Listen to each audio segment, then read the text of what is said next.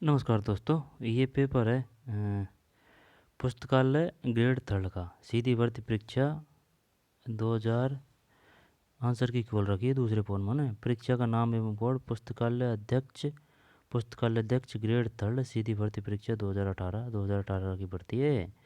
Paper code 75 और परीक्षा की दिनांक है 19/9/2020 19/9/2020 यानी कि 18 की भर्ती है। 2020 में परीक्षा ली है इन्होंने। ठीक। तो 150 क्वेश्चन है इसमें। अब इसको अपन क्यों पढ़ रहे हैं? इस वजह से पढ़ रहे हैं क्योंकि इसमें राजस्थान जीके के जोरदार और शानदार क्वेश्चन है। इस वजह से अब वह जीके के होने की वजह से अब जीके सब एग्जाम में आती है राजस्थान जीके, चाहे वो राजस्थान से संबंधित किसी भी प्रकार के एग्जाम हो, तो इसलिए सभी एग्जामों में समान दृष्टि से उपयोगी है। तो चलिए शुरू करते हैं हर एक फैक्ट को, तथ्य को। और ये जो अपन पढ़ रहे हैं ये अपनी सीरीज चल रही है। अगर कुल मिला के अगर बात की जाए तो जैसे कि आरपीएससी के घट रहे हैं कुछ 15-20 क्वेश्चन, तो और 15-20 ही क्वेश्चन आरएसएसएमपी के घट रहे हैं। नहीं, वरना शुरू से लेकर अब तक के, चाहे वो किसी भी सब्जेक्ट के पेपर हो, किसी भी के हो, लेकिन उसमें अगर राजस्थान जी के हैं तो वो सब पढ़ दिए अपन ने। आई बात समझ में? तो अब ये कुछ ही रहे हैं तो इनको करने का वो है उद्देश्य। तो हर एक फैक्ट को, तथ्य को आराम से समझते याद करते हुए चलें। अब जैसे कि अगर टफ क्वेश्चन आएगा ना तो उसको तो अपन ढंग से और साथ के साथ याद करने की कोशिश करेंगे, ट्रिक से या फिर जुगाड़ से, जिस प्रकार से भी वो याद हो सके और गलत न जाए। और जो नॉर्मल है और जो जैसे कि बार बार रिवीजन हो रहा है तो वो क्या है कि याद भी हो चुके हैं, तो उनको तो पढ़ के निकल लेंगे।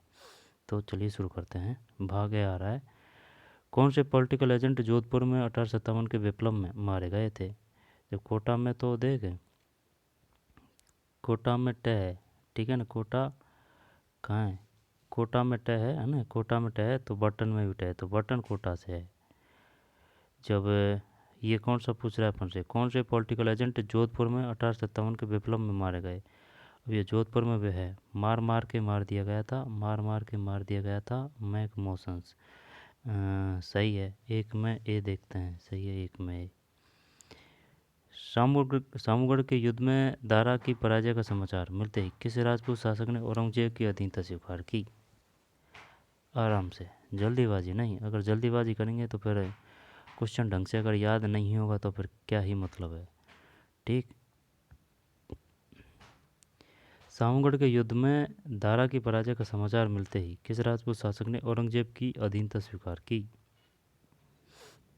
अभी ये अधीनता स्वीकार की, ये बता पहले तो भाई कि सामूगढ़ का युद्ध किन किन के मध्य हुआ था। सामूगढ़ का युद्ध किन किन के मध्य हुआ था?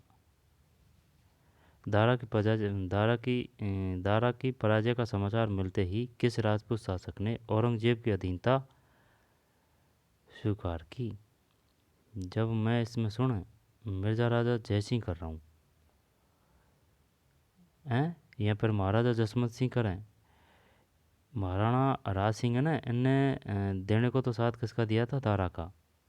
ठीक है ना? लेकिन अधीनता स्वीकार औरंगजेब की। तो क्या ए कर दें इसमें दो में? नहीं, दो में डी है यार, मिर्ज़ा राजा जय सिंह है। ठीक है, हाँ, ये मिर्ज़ा राजा जय सिंह, मिर्ज़ा राजा जयपुर के। और राज सिंह ये तो मेवाड़ के थे। हाँ, जब ये तो आएगा ही नहीं है ना, ये नहीं आएगा। सही है, मिर्ज़ा राजा जय सिंह है। इन्होंने क्या है कि दारा का साथ दिया था, लेकिन फिर दारा की पराजय हो गई तो फिर अधीनता स्वीकार कर ली भाई, सम्राट बनते ही औरंगजेब की। काफ़ी बड़ा पद था मिर्ज़ा राजा जय सिंह का। ठीक है ना? हल्के वल्के राजे नहीं थे भाई साहब, काफ़ी शक्ति संपन्न थे। खेजड़ी का पेड़ संबंधित है गोगा जी से। तीन तीन, हाँ सही है। दोनों क्वेश्चन बढ़िया है। सामूगढ़ के युद्ध में दारा की प्रजा, ये बताइए सामूगढ़ का युद्ध किन किन के मध्य हुआ? एक तो दारा है और दूसरा औरंगजेब है। ठीक है ना? सामूगढ़ का युद्ध किन किन के मध्य हुआ? जब औरंगजेब तो याद है, सही है, लेकिन वो दारा की जगह बढ़िया बढ़िया ऑप्शन देगा, जैसे कि दारा है, सुजा है। ठीक है ना? इस प्रकार से।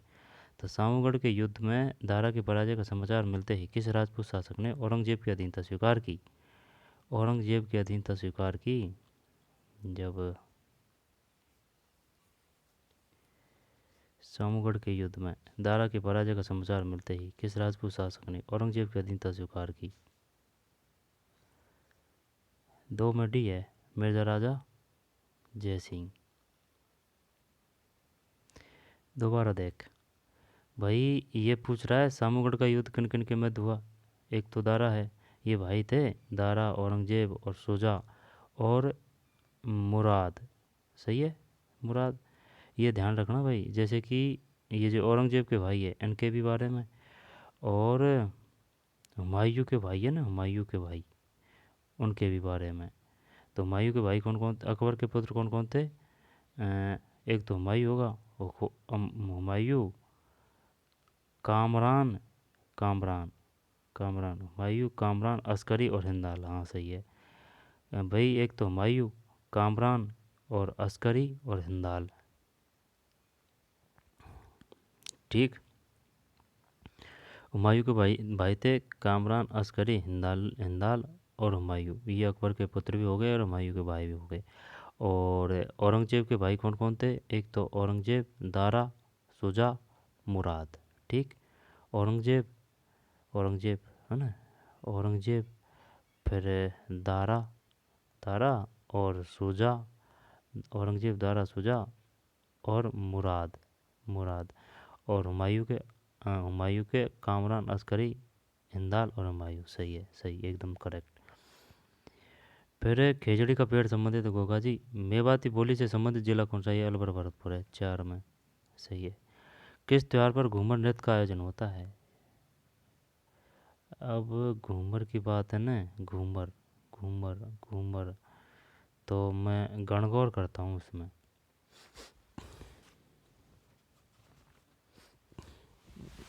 यार दीपावली तो नहीं है इसमें, देख न तो दशहरा है न दीपावली है। अब ये तीज है या फिर गणगौर है।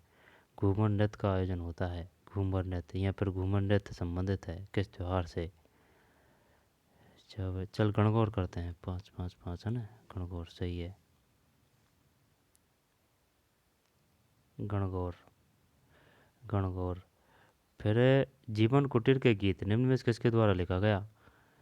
ये जीवन कुटीर के गीत ये गोकुल भाई भट्ट होना चाहिए इसमें, या फिर ये हरिभाऊ उपाध्याय है। जीवन कुटीर के गीत गोकुल भाई भट्ट, 6 में 6। हीरालाल शास्त्री है यार। जीवन कुटीर के गीत निम्न में से किसके द्वारा लिखा गया? हीरालाल शास्त्री। ये पता नहीं है भाई अपन को, जीवन कुटीर। ठीक है, जीवन भी और कुटीर है। जीवन कुटीर के गीत निम्न में से किसके द्वारा लिखा गया? हीरालाल शास्त्री, जो अपने प्रथम मुख्यमंत्री थे। ठीक भाई। फिर 7, संत दरियाब जी रामसनी संप्रदाय की किस शाखा के प्रवर्तक थे? संत दरियाब जी, संत दरियाब जी रामसनी संप्रदाय की किस शाखा के प्रवर्तक थे?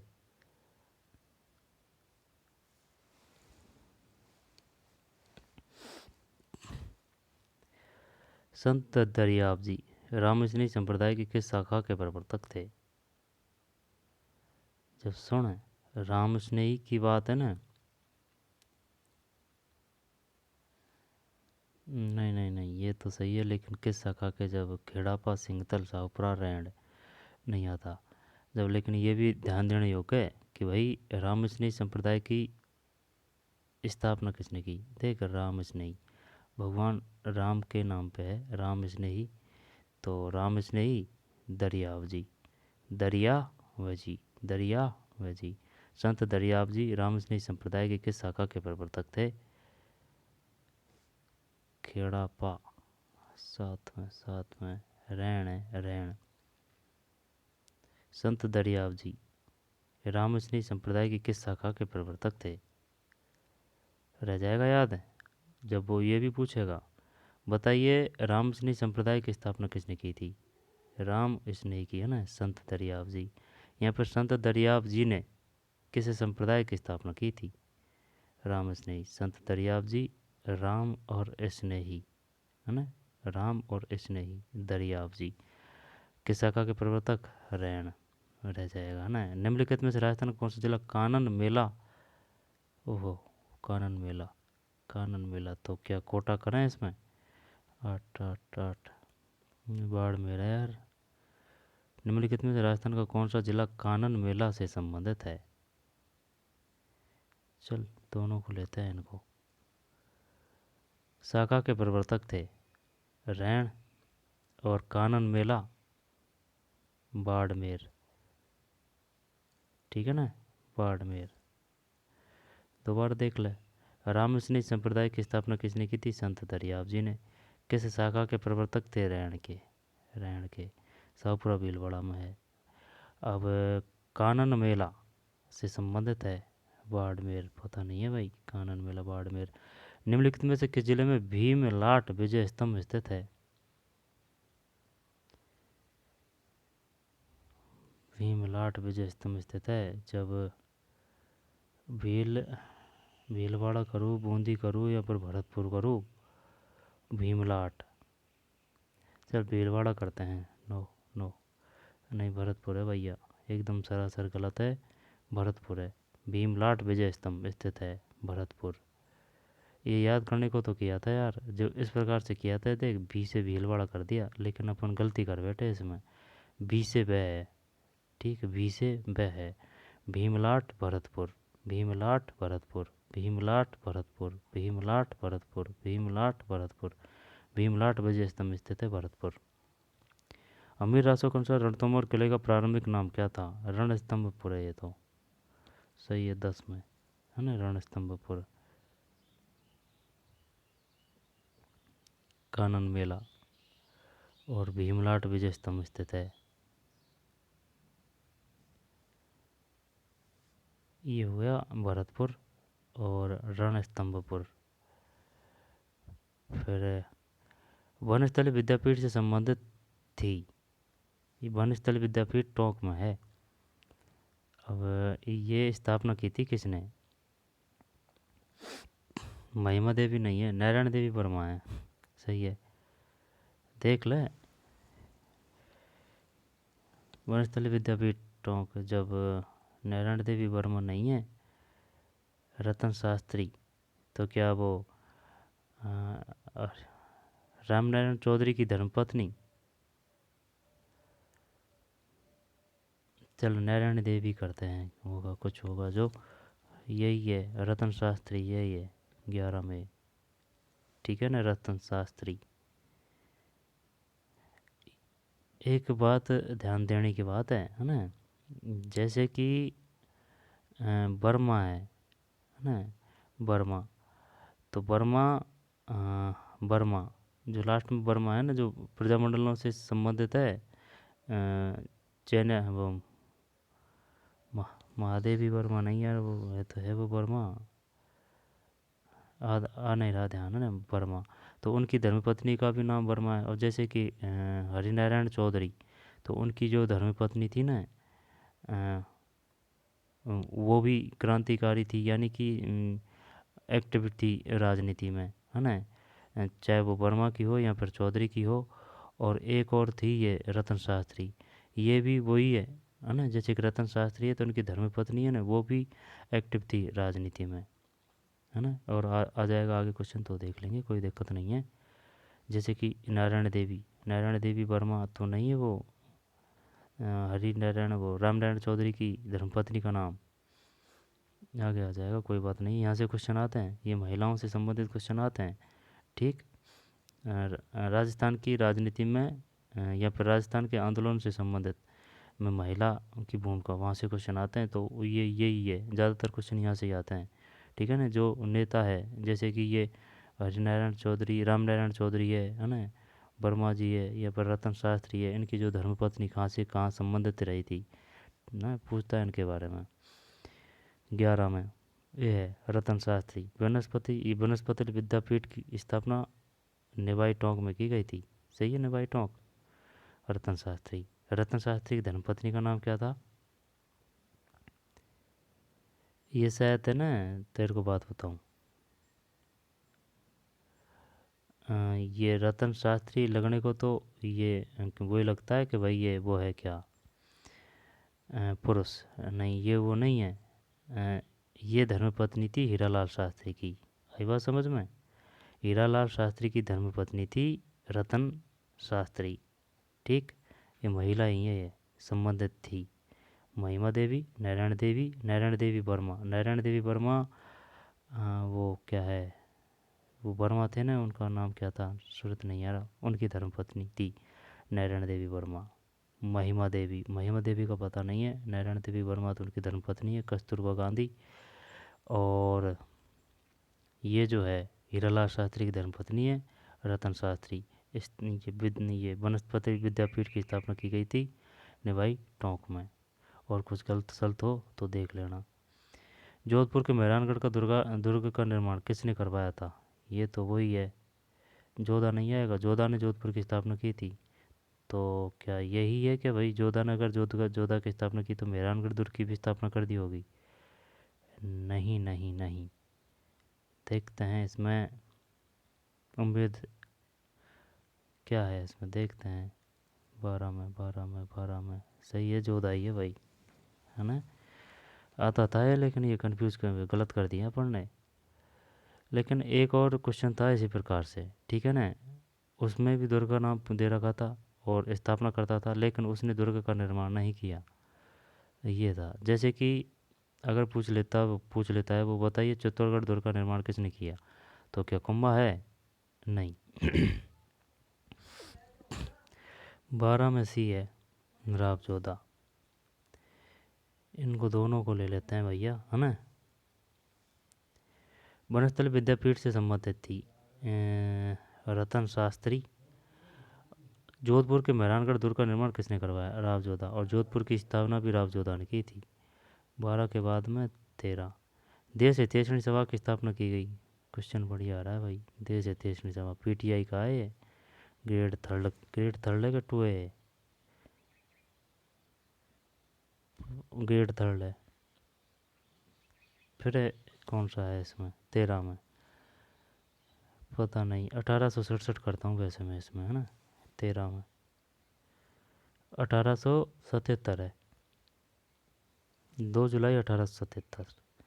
देश हितैषणी सभा की स्थापना 2 जुलाई 1877। 2 जुलाई 1877, 1877 है ना, 2 जुलाई 1877 है, 2 जुलाई 1877। 13 के बाद में 14।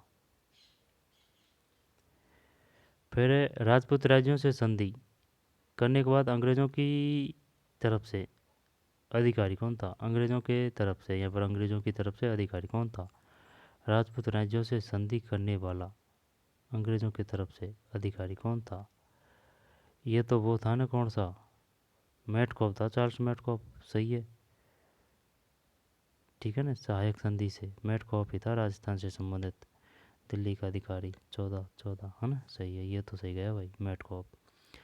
संयुक्त राजस्थान का प्रथम प्रधानमंत्री कौन था? ये संयुक्त की पूछ रहा है, तो संयुक्त की पूछ रहा है ये, तो मैं देखिए माणिकलाल वर्मा है ये।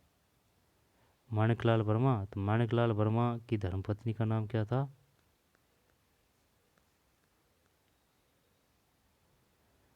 माणिकलाल वर्मा, ये नारायण देवी वर्मा। माणिकलाल वर्मा की धर्मपत्नी का नाम था नारायण देवी वर्मा। हीरालाल शास्त्री की धर्मपत्नी का नाम था रतन शास्त्री। और रामनारायण चौधरी की धर्मपत्नी का नाम क्या था?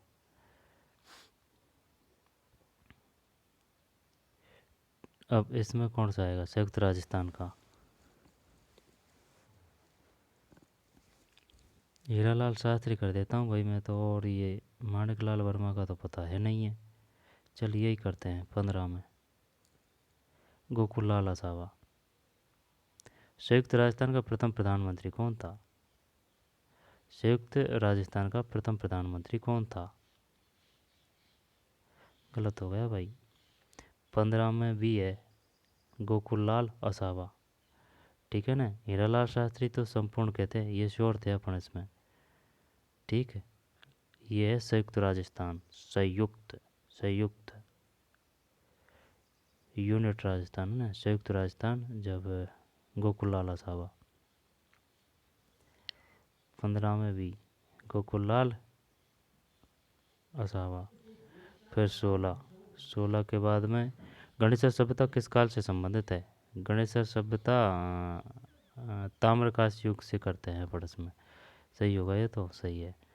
राज प्रशस्ति की रचना किसने की? ये की राज प्रशस्ति की रचना रणछोड़ भट्ट ही करते हैं। मंडन तो महाराणा कुंभा के दरबार में वास्तुकार था। चल सतरम सतरम, हाँ रणछोड़ भट्ट चाहिए। राज प्रशस्ति की रचना किसने की? रणछोड़ भट्ट। अलीबख्शी ख्याल राजस्थान के कौन से क्षेत्र में प्रचलित लोक नाट्य शैली है? अलीबख्शी अलीबख्शी अलीबख्शी अलीबख्शी अलीबख्शी तो क्या अलवर कर दो? अलवर कर दो 18 में। अलवर सही है। ये किस प्रकार से किया है? ये इस प्रकार से किया है, देख, ऐसे अलवर ऐसे अलीबख्शी, ठीक। और अगर बोली आए कि अहिर बाटी बोली है ना, या फिर जो ढूंढानी की बोली नहीं है तो अहिर बाटी नहीं है, ये ध्यान देना। अहिर अहिर आएगी अलवर की। और जो है जैसे कि तोरा बाटी, राजा बाटी, और जो भी है, जो जितनी भी बाटी है वो सब आ जाएगी इधर ढूंढानी में, लेकिन अहिर अलवर है। अलीबख्शी ख्याल राजस्थान के कौन से क्षेत्र में प्रचलित लोक नाट्य शैली है? अलीबख्शी अलवर। मूसी महारानी की छतरी कहाँ स्थित है? ये वो है अलवर ही है ये। 19 अलवर है ना। जब अलवर, अलीबख्शी अलवर, और राज प्रशस्ति रणछोड़ भट्ट, और गणेश सभ्यता ताम्रकाशी युग, और संयुक्त राजस्थान के प्रथम प्रधानमंत्री गोकुलाला साहबा, और राजपूत राज्यों से संधि करने वाले अंग्रेजों की तरफ से अधिकारी कौन था? चार्ल्स मैटकॉप। 20 पे। जयपुर चित्रकला शैली का स्वर्णकाल किस शासक के काल को माना जाता है? जयपुर चित्रकला शैली का स्वर्णकाल किस शासक के काल को माना जाता है? जब इसमें अपन किसकी बात कर रहा है? चित्रकला की। जब सवाई जयसिंह, सवाई मानसिंह, चल प्रताप सिंह करते हैं, हवा में प्रताप है ना। प्रताप सिंह वही है जिसने हवा महल का निर्माण करवाया। 20 सही है। 20 में डी है ना, सवाई प्रताप सिंह। चित्रकला शैली का स्वर्णकाल किस शासक के काल को कहा जाता है, माना जाता है? सवाई प्रताप सिंह। सवाई प्रताप सिंह वही है जिसने हवा महल का निर्माण किया, यानी हवा में प्रताप। जोधपुर के कौन से शासक अपनी रियासत को एक स्वतंत्र इकाई रखना चाहते थे? ये तो वो है, देख, महाराजा महाराजा हनुमंत। हनुमंत हनुमंत करते हैं क्या इसमें? हैं, यहाँ पर उम्मेद सिंह है यार। कंफ्यूज तब होते हैं जब करेक्ट याद नहीं होते हैं ना, तब। अब वो ऑप्शन और दे दिया, अब ये देने को तो इस ये जोधपुर से ही संबंधित है ये सब, ठीक है ना, जोधपुर से या फिर बूंदी से, तो ये, लेकिन ये करेक्ट याद नहीं है अपन को, तो इसमें हनुमान सिंह करते हैं 21 में। सही है भाई, ठीक। जोधपुर के कौन से शासक अपनी रियासत को एक स्वतंत्र इकाई रखना चाहते थे? महाराजा हनुमान सिंह, यानी कि हनुमान जी बाबा है ना, हनुमान सिंह, हनुमान जी बाबा, महाराजा हनुमान सिंह। 21 में सही है। कालीबाई राजस्थान के किस आंदोलन से संबंधित है? कालीबाई है ये आ चुका है पहले काफ़ी बार है ना, रास्तापाल आंदोलन। सही है। 22 में। और आ रहा है ये क्वेश्चन, और आएगा। राजस्थान में पावड़ा का मतलब है, पावड़ा का मतलब है पावड़ा, पावड़ा, पावड़ा तो क्या लोक, नहीं नहीं, लोकगीत, पावड़ा लोकगीत करते हैं 23 में, लोक गाता है। पावड़ा का मतलब है लोक गाथा। 23 में भी। राजस्थान में पावाड़ा, पावाड़ा है ना, पावाड़ा का मतलब है लोक गाथा। और सीताराम साधु राजस्थान के किस किसान आंदोलन से संबंधित है? ये तो बिजोली आंदोलन है ना। ये क्वेश्चन बढ़िया है। राजस्थान में पावड़ा का मतलब है लोक गाथा। राजस्थान में पावड़ा का मतलब है लोक गाथा। सीताराम साधु राजस्थान के किस किसान आंदोलन से संबंधित है? ये बिजोली किसान आंदोलन है। सही है ना, 24 में। हाँ सही है। गुर्जर प्रतिहार वंश के किस शासक ने अपनी राजधानी मंडौर से मेड़ता स्थानांतरित की थी? नागवट फर्स्ट है ये, सही है। 25 आ चुका है पहले। गुर्जर प्रतिहार वंश के है ना, गुर्जर प्रतिहार वंश के किस शासक ने अपनी राजधानी मंडौर मंडौर से मेड़ता स्थानांतरित की थी। मंडौर से, यानी कि मंडौर से मेड़ता, मेड़ता स्थानांतरित की थी। जब बताइए निम्न में कौन गुजर प्रतिहार वंश है? कुक्कुक है, नागभट्ट प्रथम है, रज्जल है, बाहुक है। 25 में सी है, नागभट्ट फर्स्ट। गुजर प्रतिहार वंश किस, गुजर प्रतिहार के किस वंश ने अपनी राजधानी मंडौर से मेड़ता स्थानांतरित? नागभट्ट फर्स्ट। 25 में सी। 26। कौन से राष्ट्रीय उद्यान वन्यजीव अभयारण्य के जोगी महल स्थित है? कौन से राष्ट्रीय उद्यान या वन्यजीव अभयारण्य में जोगी महल स्थित है? जब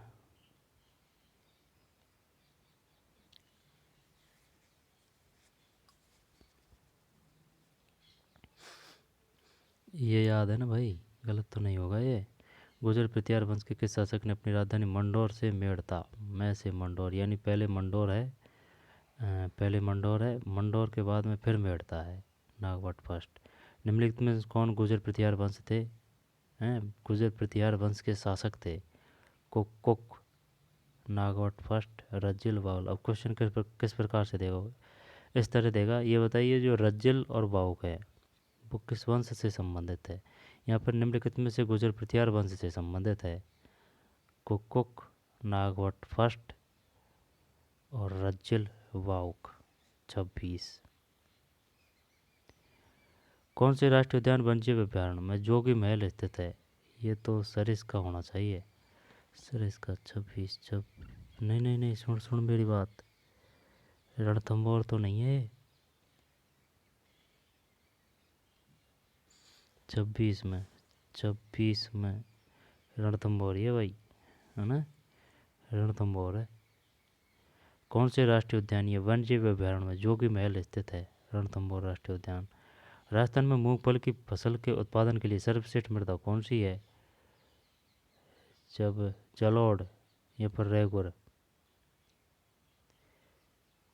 27 पीली है भाई, पीली मृदा। राजस्थान में मूंगफली की फसल के उत्पादन के लिए सर्वश्रेष्ठ मृदा कौन सी है? पीली मृदा।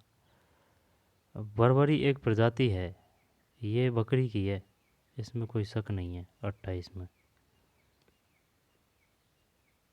ठीक। ये पीली मृदा है और ये बकरी है, बरबरी। वैसे बरबरी वैसे बकरी। फेल्सपार खनिज कौन से चट्टानों में मिलता है? फेल्सपार ये है पैगमेटाइट करते हैं इसमें ना, पैगमेटाइट। देखते हैं क्या है 29 में, 29 सही है। फेल्सपार खनिज कौन सी चट्टानों में मिलता है? पैगमेटाइट। ये इस प्रकार से याद कर रखा है भाई, देख, फे और पे, फे और पे। फेल्सपार खनिज कौन सी चट्टानों में मिलता है? पैगमेटाइट। क्वेश्चन का जवाब है। उत्तर पश्चिम रेलवे का मुख्यालय स्थित है, ये जयपुर है ना। फेल्सपार, पैगमेटाइट। फिर मरुस्थलीकरण के विस्तार से संरक्षण की कौन सी तकनीक है सबसे उपयुक्त है? ये क्वेश्चन तो आएगा चाहे वो किसी भी तरह के एग्जाम हो, है ना, काफ़ी बार आ चुका है। मरुस्थलीकरण के विकास से संरक्षण की कौन सी तकनीक है सबसे उपयुक्त है? मृदा नमी का संरक्षण, भूमिगत जल भरण पुनर्भरण, बालक स्तूप स्थिरीकरण, बातरोधी वृक्षारोपण पट्टी। मरुस्थलीकरण के विस्तार से संरक्षण की कौन सी तकनीक है सबसे उपयुक्त है? तो बातरोधी वृक्षारोपण पट्टी कर दें। चलिए डी करते हैं अगर ये सही है तो।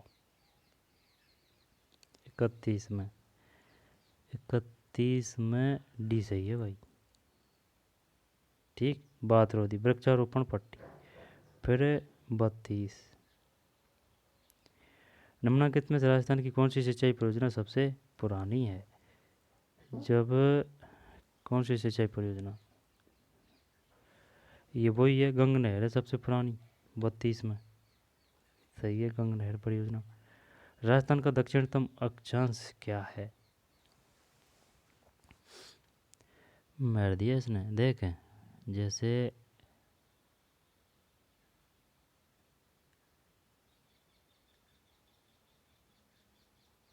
है ना, ये राजस्थान है, मान लेते हैं, ठीक ठाक नहीं बना है। अब ये पूछ रहा है जैसे कि अगर अपर इसमें करें जैसे कि 23 डिग्री 3 से 30 डिग्री 12, है ना, 23 डिग्री 3 से 30 डिग्री 12 उत्तरी अक्षांश, सही है। तब ये आ जाएगा 23 23 3, है ना, 23 3 से 30 12 और 30 12 ये आ जाएगा। अब देशांतर की बात करें तो देशांतर है 68 डिग्री से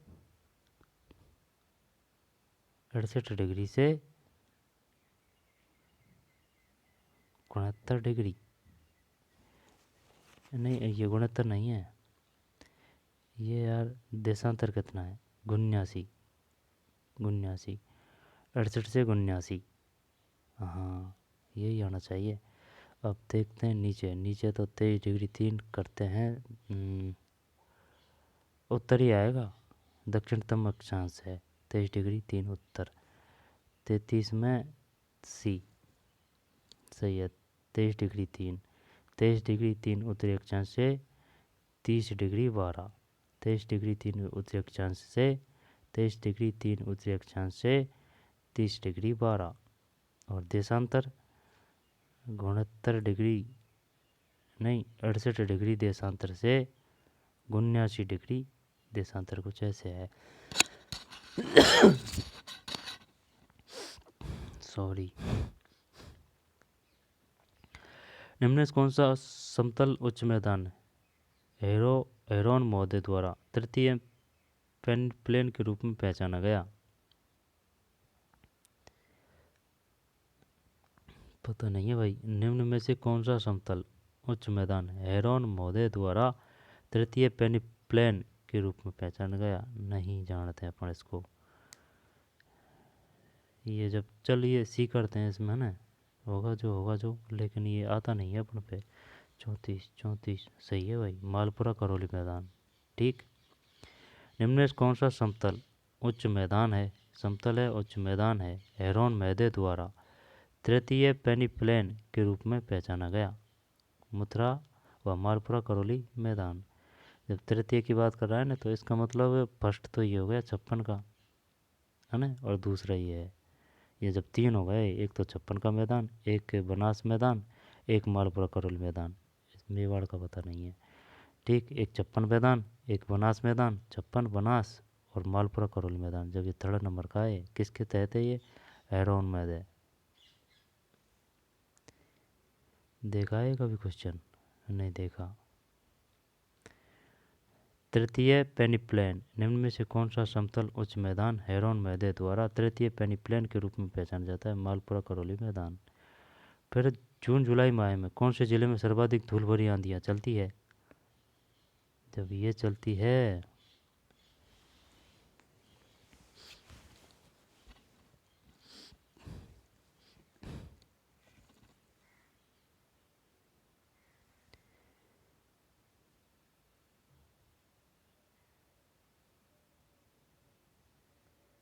जून जुलाई माह में कौन से जिले में सर्वाधिक धूल भरी आंधियाँ चलती है?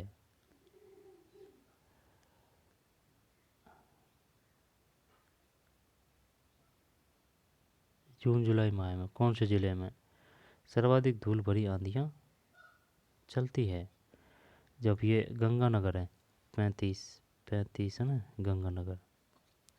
राजस्थान के नागौर पाली जोधपुर बाड़मेर जिलों में मुख्य रूप से कौन सी मिट्टी पाई जाती है? जब राजस्थान के नागौर पाली जोधपुर और बाड़मेर जिलों में मुख्य रूप से कौन सी मिट्टी पाई जाती है?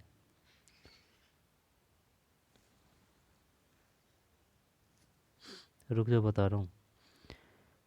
नागौर पाली और जोधपुर बाड़मेर में जब यार लाल पीली मृदा या फिर बलुई मृदा मरुस्थलीय मृदा, नागौर है पाली है जोधपुर, चलिए यही कर देते हैं डी। 36 सही है।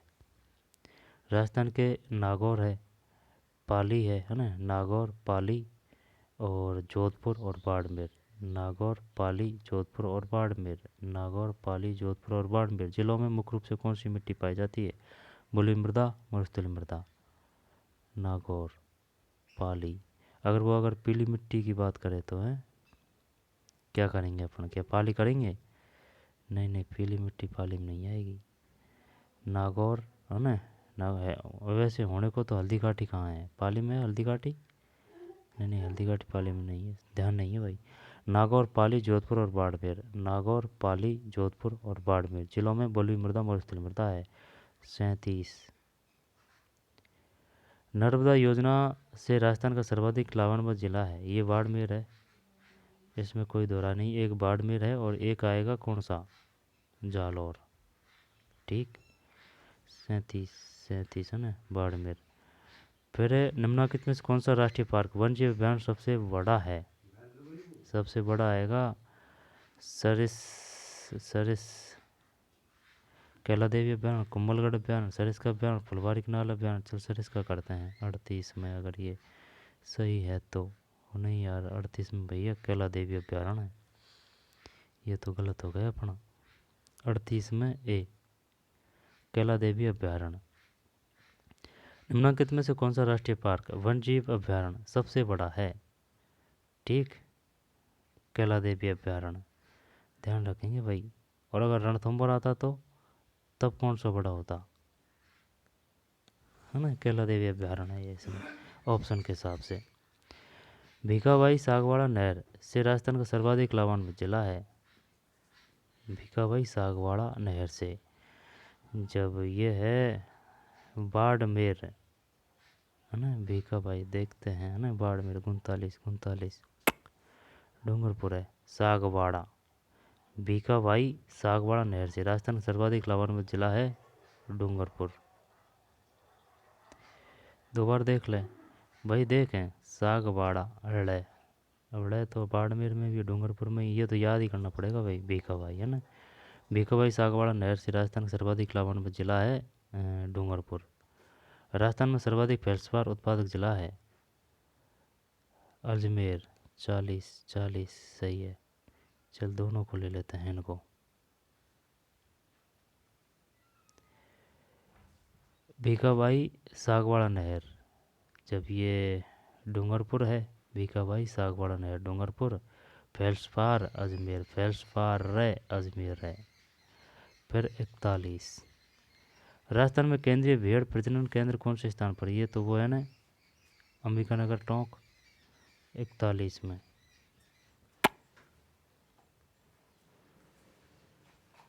हाँ सही तो है, 41 सी हाँ, अंबिकानगर टोंक। राजस्थान में केंद्रीय भेड़ प्रजनन केंद्र कौन से स्थान पर स्थित है? अंबिकानगर टोंक में है। फिर 42,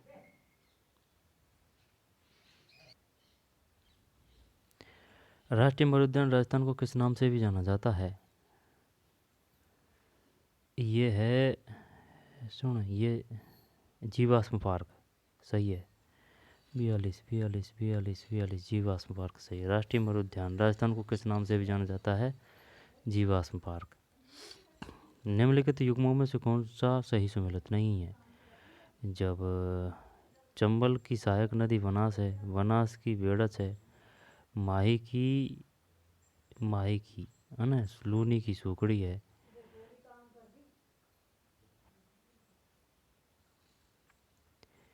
चंबल बनास है ना, चंबल की सहायक नदी बनास है, और बनास की बेड़च माही की, माही यार, ये सिस्टम माही की साबरमती हो सकती है, साबरमती। लूनी की सूखड़ी तो है, चंबल की बनास है, ये दोनों तो सही है, ए और डी तो सही है। बनास की बेड़च, बनास की क्या बेड़च सहायक नदी है? चल मैं सी करता हूँ इसमें, 43 में। 43 सही है भाई अपना। ठीक, यानी कि चंबल की सहायक नदी बनास है, ये ऐसे याद कर रखा है, चंबल में भी वह है, बनास में भी वह है, कोई समस्या नहीं है ना, वैसे वह मिल गया, चंबल की बनास सहायक नदी है। अब बनास में भी वह है, बेड़च में भी है, तो बनास की बेड़च सहायक नदी है। तो ये ऐसे काम आएगा। चंबल की सहायक नदी है, बनास है, बेड़च है। अब माही की साबरमती नहीं है, है ना। माही माही जो कर्क रेखा को दो बेर काटती है वो है ये माही, है ना, बांसवाड़ा में। और लूनी, लूनी की सूकड़ी, लूनी सूकड़ी, ठीक। अर्ध शुष्क पूर्वी मैदानी कृषि जलवायु उपखंड में सम्मिलित है। अर्ध शुष्क पूर्वी मैदानी कृषि जलवायु उपखंड में सम्मिलित है, यानी कि अर्ध शुष्क भी है और पूर्वी मैदानी भी है। जब पूर्वी मैदानी की बात कर रहा है ना, जब उदयपुर, भीलवाड़ा, डूंगरपुर, बांसवाड़ा, ये है ये। जब जयपुर, अजमेर, टोंक, दौसा, यहाँ पर अलवर, भरतपुर, दौसा, ये नहीं है, ये भी नहीं है ना। अब ये बता, अर्ध शुष्क पूर्वी मैदान कृषि जलवायु उपखंड में सम्मिलित है। अर्ध शुष्क जयपुर, अजमेर, अजमेर नहीं आएगा, अजमेर नहीं आएगा, ठीक। अलवर, भरतपुर, धौलपुर, ये करते हैं। 44, 44, 44, 44, 44, 44 में भैया सी है, ठीक। जयपुर है, अजमेर है, टोंक एवं दौसा है। अर्ध शुष्क पूर्वी मैदान कृषि जलवायु उपखंड में सम्मिलित है। 44 में सी है, गलत हो गया भैया। 44 में सी है, यानी कि जयपुर है, अजमेर है, जयपुर, अजमेर है, टोंक और दौसा, जयपुर, अजमेर, टोंक एवं दौसा अर्ध शुष्क पूर्वी मैदानी कृषि जलवायु उपखंड में सम्मिलित है। फिर गजनेर लिफ्ट नहर का नया नाम क्या है? गजनेर का है नया नाम की बात कर रहा है ना, पन्नालाल बारूपाल लिफ्ट नहर। चल यही करते हैं, पन्नालाल बारूपाल लिफ्ट नहर। 45, 45 सही है भाई। 45 में ए, पन्नालाल बारूपाल लिफ्ट नहर। गजनेर लिफ्ट नहर का नया नाम क्या है? पन्नालाल बारूपाल लिफ्ट नहर। 45 में है। फिर 46, 46 राजस्थान के आंतरिक आवास तंत्र में निम्नलिखित में से कौन सी नदी सम्मिलित नहीं है?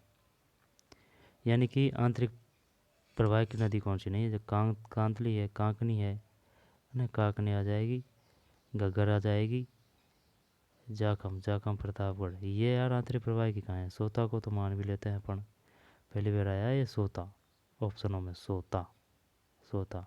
अगर उसने पूछ लिया ये बताइए सोता क्या है, ये सोता भाई आंतरिक प्रवाह की नदी होगी, जाखम प्रतापगढ़, ये सी करते हैं। 46, 46, 46, 46, 46 में सी सही है, ठीक।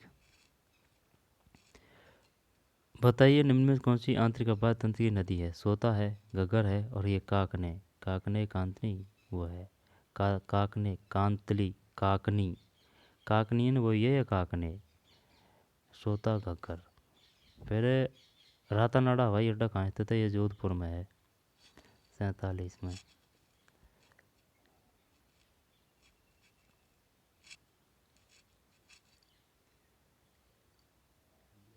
जाखम, जबकि काकने है, काकने है, सोता है, घग्गर है, काकने, काकने, सोता, घग्गर।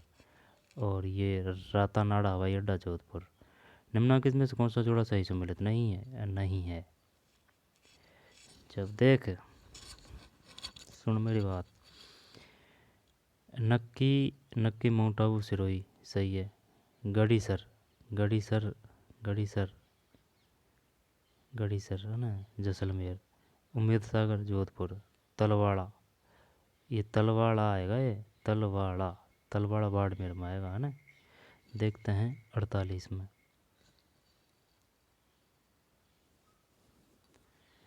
नहीं यार, 48 में सी है। सी का मतलब है ये है, ये उदय सागर। निम्नलिखित में से कौन सा जोड़ा सही सम्मिलित नहीं है? जब ये नहीं है तो नक्की झील, है ना, नक्की झील, माउंट आबू, सिरोही, ठीक है, नक्की झील सही है, सिरोही। गढ़ीसर, गढ़ीसर, जैसलमेर। तलवाड़ा, गंगानगर, और तलवाड़ा बाड़मेर में भी है। तलवाड़ा, तलवाड़ा बाड़मेर पड़ा है यार, लेकिन ये कह रहा है किसकी?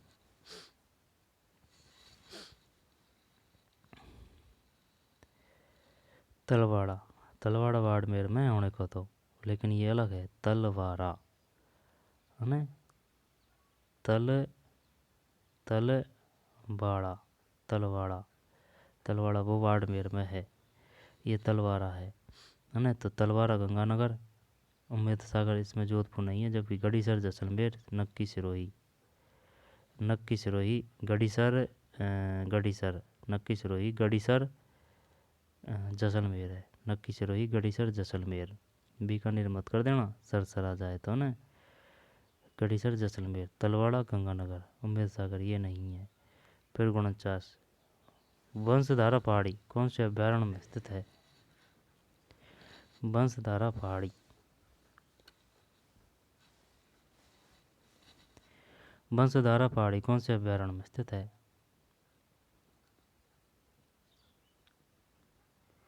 वंशधारा पहाड़ी कौन से अभ्यारण्य में स्थित है? जब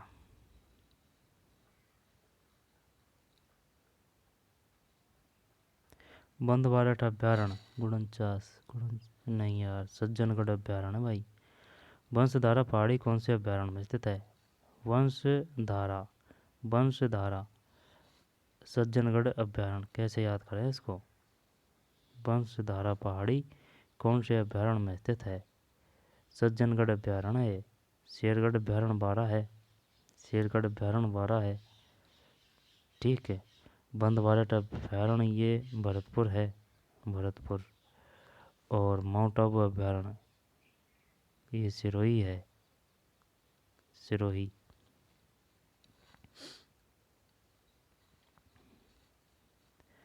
वंशधारा पहाड़ी कौन से अभ्यारण्य में स्थित है? इनको दोनों को ले लेते हैं।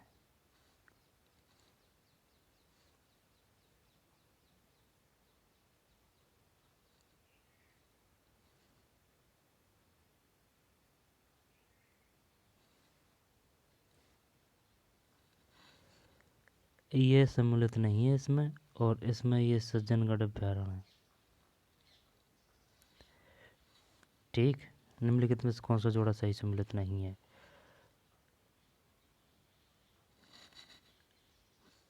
नक्की सिरोही गड़ीसर जैसलमेर तलवाड़ा गंगानगर, उम्मेद सागर जोधपुर ये नहीं है। 48 में सी। वंशधारा पहाड़ी सज्जनगढ़ अभ्यारण्य है, 49 में। वंशधारा पहाड़ी है ना, सज्जनगढ़, सज्जनगढ़। भारत में राष्ट्रीय शुष्क बागवानी अनुसंधान केंद्र NRCAH, the national research centre of arid horticulture, NRCAH, काजरी और आवरी वो जोधपुर में है, उसमें कोई शक नहीं है। लेकिन अगर ये बागवानी की बात कर रहा है ना, NRCAH है, the national research centre for arid horticulture, horticulture है तो ये बीकानेर है, 50 में।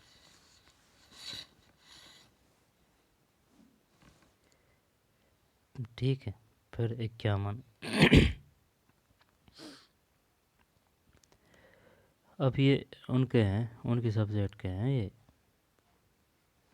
लाइब्रेरी वालों के हैं। ये ISBN का पूर्ण रूप है 54 में सी।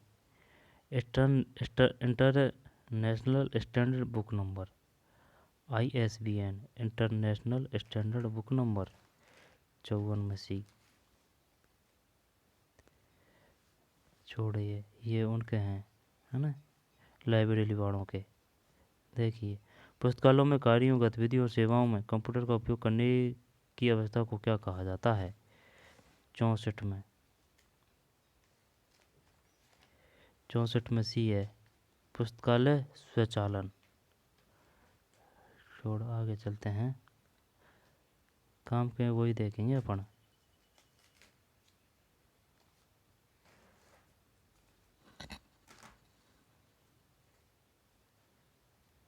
एफला लाइब्रेरी वालों के है ना। फिर यूनिवर्सिटी न्यूज पत्रिका, साधारण पुस्तकालय सूची ये नहीं है। आगे चलते हैं, द इतना सा। और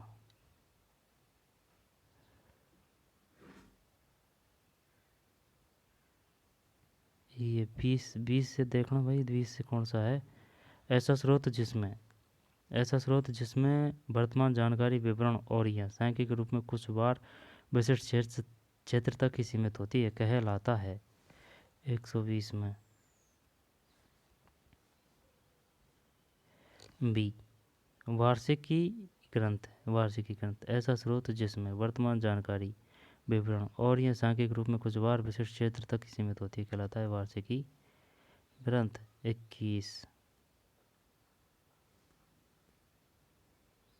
उपभोक्ता को आवश्यक जानकारी या डेटा के उपयुक्त स्रोत तक पहुंचाने वाली सेवा को कहा जाता है। 121 में संदर्भ सेवा आमतौर पर सूचना स्रोत को मुख्य रूप से दो निम्न श्रेणियों में विभाजित किया जाता है। 22 में ए है प्राथमिक और द्वितीय। किसने एक पंचांग सूचना कोष को देशों, व्यक्तियों, घटनाओं, विषयों और इसी तरह से संबंधित उपयोगी आंकड़ों और आंकड़ों के संग्रह के रूप में परिभाषित किया। 23 में डी है विलियम ए केटच। सी एस सूचना ये नहीं छोड़, आगे चलते हैं। निम्न में कौन सी इंटरनेट की एक महत्वपूर्ण सेवा है? यह कंप्यूटर है क्या? 130 में ए ईमेल। निम्न में कौन सी इंटरनेट की एक महत्वपूर्ण सेवा है? ईमेल, सही है। इन्फ्लुएंट क्या है? 31 में ए सूचना एवं पुस्तकालय का नेटवर्क। ये नहीं आएंगे अपने, ये नहीं आएंगे। आगे चलते हैं। ये कंप्यूटर है शायद, यहाँ से देख इंटरनेट प्रोटोकॉल, शायद यहाँ से कंप्यूटर है ये। फाइल प्रसारित करने के उद्देश्य से एक कंप्यूटर द्वारा एक नेटवर्क को अन्य से जोड़ने को कहा जाता है। 43 में सी है गेटवे। फाइल प्रसारित करने के उद्देश्य से एक कंप्यूटर द्वारा एक नेटवर्क को अन्य से जोड़ने को कहा जाता है गेटवे है भाई। फाइल प्रसारित करने के उद्देश्य से एक कंप्यूटर को एक कंप्यूटर द्वारा एक नेटवर्क को अन्य से जोड़ने को कहा जाता है गेटवे। 43 में सी। इनमें से कौन सा इंटरनेट प्रोटोकॉल नहीं है? 44 में सी है, ये नहीं है। UDP, TCP IP, FTP IP. UDC है और यूडीपी है ना, UDP, TCP IP, FTP IP. इनमें से कौन सा इंटरनेट प्रोटोकॉल नहीं है? ये नहीं है। जबकि यूडीपी है, टीसीपी आईपी है, एफटीपी आईपी है। यूडीपी है, यूडीपी है, फिर टीसीपी आईपी है, UDP, TCP IP, FTP IP. which one is not internet protocol? जब यूडीपी है ना, यूडीपी, टीसीपी और आईपी को तो जानते हैं अपन, आईपी एड्रेस। फिर एफटीपी और आईपी, ये नहीं है। टीसीपी है ना, TCP IP, FTP IP, TCP IP, FTP IP, UDP. 45 Babbage network में ओएसआई का पूरा नाम क्या है? 45 में सी है ओपन सिस्टम इंटरकनेक्शन, ओएसआई। 45 में open system interconnection, open system interconnection, open system interconnection. The full name of OSI is a network. The full name of OSI a network is. जब भैया ओएसआई को बोलते हैं देख 45 में सी, मतलब open system interconnection, open systems interconnection, open system interconnection. 145 में सी। रह जाएगा याद। OSI, the full name of OSI in network is open system interconnection.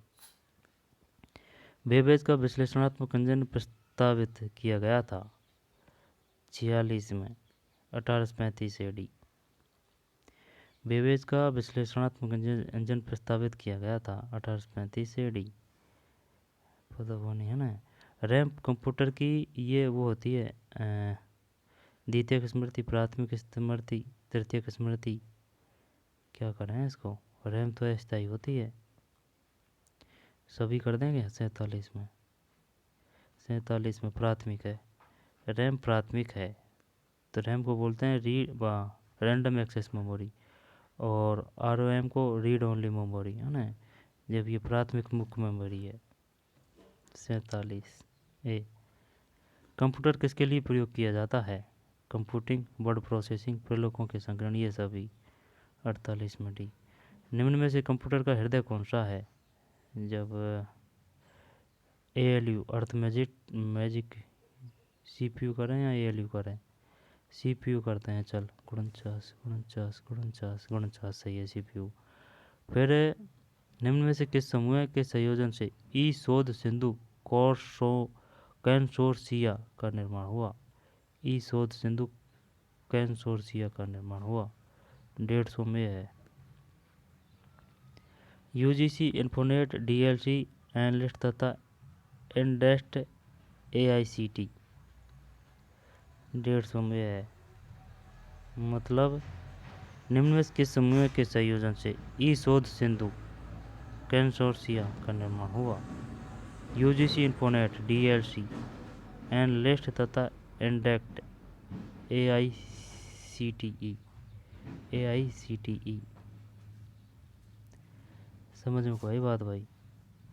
निम्न में से किस समूह के संयोजन से ई शोध सिंधु कंसोर्सिया का निर्माण हुआ है। UGC, इन्फोनेट, DLC, एनालिस्ट तथा इंडेस्ट AICTE है ना। 150 में। निम्न में कंप्यूटर का हृदय कौन सा है। CPU। कंप्यूटर किसके लिए प्रयोग किया जाता है। कंप्यूटिंग, प्रलेखों का संस्करण, वर्ड प्रोसेसिंग। प्रलेखों का मतलब है सॉर्टिंग डॉक्यूमेंट। ठीक, कभी कभी इंग्लिश काम आ जाती है भाई। प्रलेखों, अभी भारा भरकम शब्द लग रहा है, भारी भरकम, जबकि sorting document, computing, sorting document, word processing, ये सभी। रैम कंप्यूटर की प्राथमिक मुख्य स्मृति है। बेबेज का विश्लेषणात्मक इंजन प्रस्तावित किया गया था 46 में है 1835 AD। और OSI 45 में ये C है। ओपन सिस्टम इंटरकनेक्शन 145 में C। ठीक। International encyclopedia of social science 1968-80 का संपादक कौन था। 40 में B है। David international encyclopedia of social science 1968-80, 68 और 80 है ना। डेविड एल्सेल्स है। फिर बस यही है इसमें। निम्न पुस्तकालय सेवाओं में से कौन सी सेवा है जो बहुत ही कम समय में पूर्ण हो जाती है, यदि संभव हो तो एक क्षण में। 41 में C। अल्पकालीन त्वरित संदर्भ सेवा। समाचार पत्रों को कतरन 42 ये काम के नहीं है, पढ़े ना। फाइल प्रसारित करने के उद्देश्य से एक कंप्यूटर द्वारा एक नेटवर्क को अन्य जब ये है गेटवे। 43 गेटवे। इनमें से कौन सा इंटरनेट प्रोटोकॉल नहीं है। 44 में ASCII ये नहीं है। ठीक। जब 150 में UGC, इन्फोनेट, DLC, एनालिस्ट तथा इंडेस्ट AICTE।